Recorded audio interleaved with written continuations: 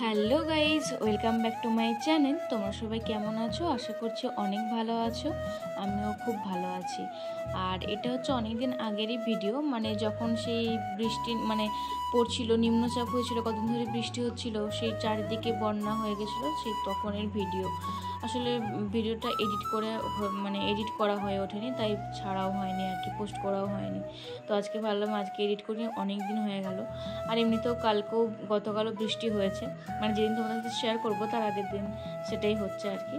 তো যাই হোক, তো দেখতেই পাচ্ছ কতটা বৃষ্টি হচ্ছে, আর পুকুরটাও কতটা ভর্তি হয়ে গেছে। আর আজকে বাড়িতে মা নেই, তাই আজকে কি রান্না হচ্ছে না হচ্ছে সবটাই তোমাদের সাথে শেয়ার করব, আমরাই করব সব কিছু। তো মা মাসির বাড়ি গেছে, বড় মাসির বাড়ি। দিদা এসেছিলো আমাদের বাড়িতে, সে মেজো মাসিমণির বাড়ি গেছিলাম, তোমাদের সাথে তো শেয়ার করাও হয়নি, অবশ্য পরে পরে শেয়ার করব। তখন দিদাকে নিয়েছিলাম, দিদা এখন বড় মাসিমণির বাড়ি গেছে, সাথে মাও গেছে। চলো ওই দিকটা তো আমাদের সাথে শেয়ার করি, ওই বাইরের দিকটা তো যে বৃষ্টি পড়ে কীরকম কী অবস্থা। যদিও আমাদের এখানটাতে কোনো বন্যা কিছুর প্রভাব হয়নি, যদিও আমাদের খালপাড়টা অনেকটা ডুবে গেছিলো। আর মিলমোড় টিলমোড় এগুলো তো যেমন বৃষ্টি হলে হয় একটু জল টল উঠে যায়, সেরকমই হয়েছিল। অন্যান্য জায়গাতে যেরকম বন্যা, দোতলা বাড়ি এটা যেমন ভেসে গেছে, জলে তলিয়ে গেছে, সেরকমটা কিন্তু আমাদের এখানে কখনোই হয়নি। আমি জ্ঞানত দেখিনি সেরকম খুব একটা। আর ঘর দুয়ার দেখো, মা যেরকম করে পরিষ্কার গুছিয়ে রাখে সেরকম করেই মোটামুটি করে নিয়েছি। এদিকে ভাই পড়ছে, ওর পরীক্ষা চলছে। তো ওদের তো এখন পরীক্ষা নিয়ম সে সেমিস্টার অনুযায়ী হয়ে গেছে, এখন 11-এর পরীক্ষা চলছে, সেমিস্টার অনুযায়ী হচ্ছে এখন।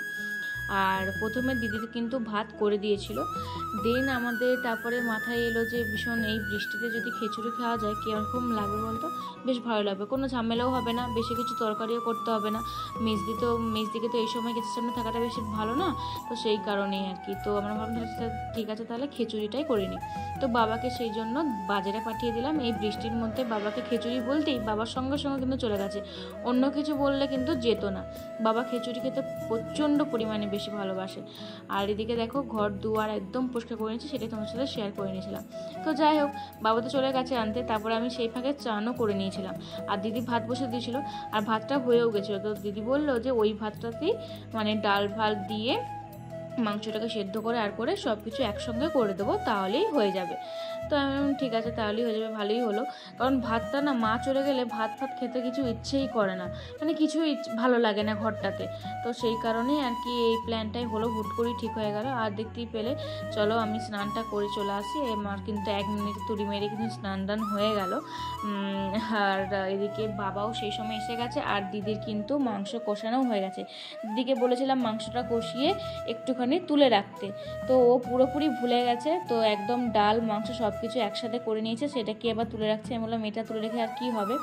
বললো না, তুই যদি একটু ভাত খাস, তুই তো সকাল থেকে কিছুই খাসনি, সেই জন্য একটু তুলে রাখলাম।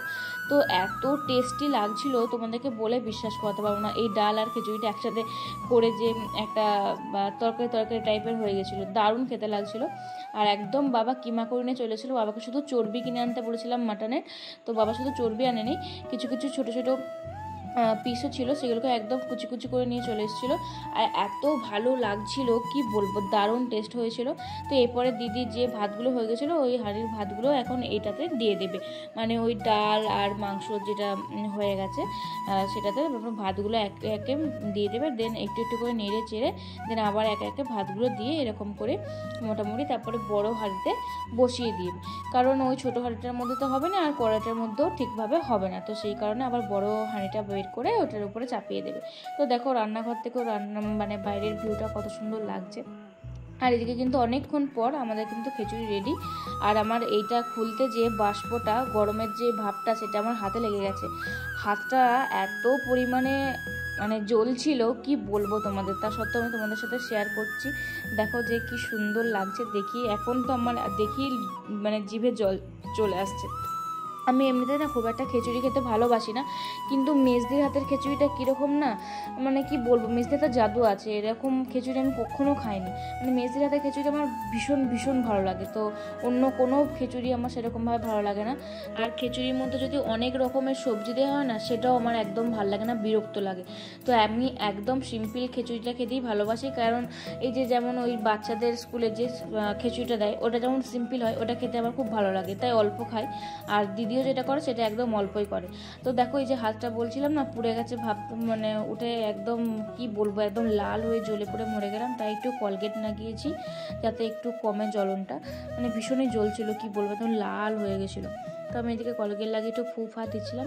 তো চলো এদিকে বাবাও চলে এসেছিলো, বাবা একটু বাইরে গেছিলো দেন ওই তারপরে আমি সবারই জন্য বেরিয়ে নিয়েছিলাম। আমারটা লাস্টে দেখালাম তোমাদের সাথে যে তারপরে আবার পাঁপড় ভাজা হয়েছিল আর যে কিমাটা একটুখানি রেখেছিলো সেটাকেও একটুখানি নিয়ে নিয়েছি।